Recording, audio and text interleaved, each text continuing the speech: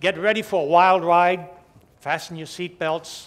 You won't believe half of what you hear, but I can tell you right now, this is all based on hard science.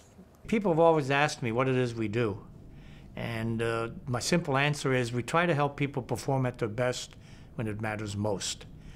And it matters most when the conditions are very trying, pressure-filled, stressful, etc. Because that's when you can really tell how well a person can do what they do with what they have. We found, whether it's working with athletes or corporate executives or military warriors, SEALs, special forces, you name it, that at some point, the highest level of performance, the difference is mental.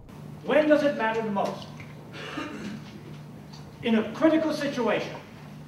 When everything is going great, it really doesn't matter because you're kind of playing and everything's fine. Performing at your best matters most in a critical, which usually means high pressure, high stress potential. If you can handle it, you're the man. I'm not going to ask the tables to give us your results. What I want you to do, however, is to think about these two things during our presentation.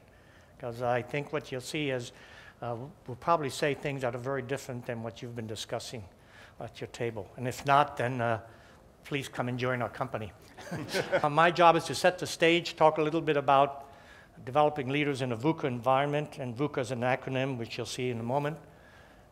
Very important. We talk about change in the context of change. VUCA, it stands for volatile, uncertain, complex, and ambiguous.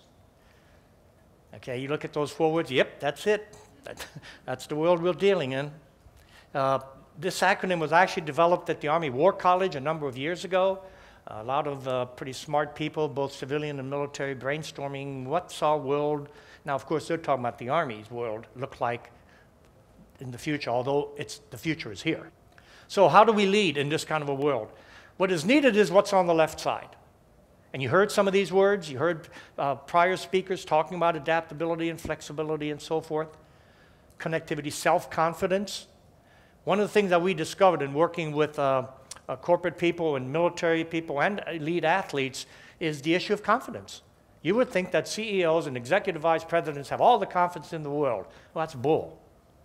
Okay, because everybody has confidence issues when they're confronted with something in which they don't feel competent. Okay, what stands in the way is on the right side. Somebody else mentioned earlier, fear.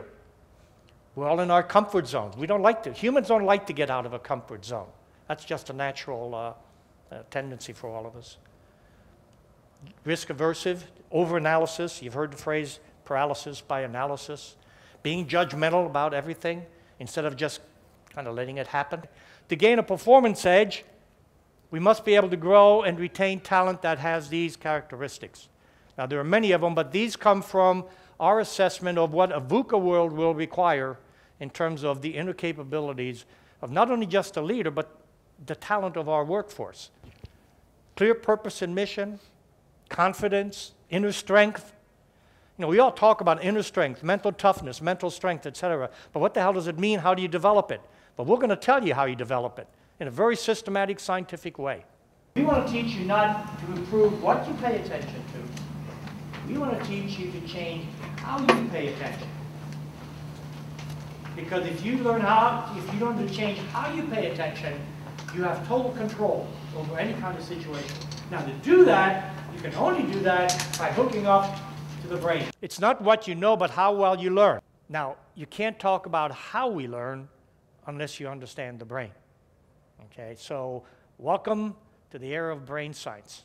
90% of what we know about the brain, which is the most marvelous organ in the universe, we've only learned in the last 10 years. Discoveries about the brain in the last 10 years have been nothing short of miraculous. And it's changing everything. It's going to change how we teach, it changes how we learn, how we coach, how we train. You know, if I engage a whole bunch of exercises for a period of time in deliberate attention skills, which actually change my structure of my brain, which it does, then I have a new way of paying attention, and that's the new me. You don't go back to the old way. So these are life-changing kinds of things. Now, I want you to think, and maybe we can do some discussion questions, what are the implications of what I'm talking about in terms of talent development and leadership development? No matter how good you are at what you do, to be at the next level, you have to become more mentally trained, mentally stronger, mentally tougher.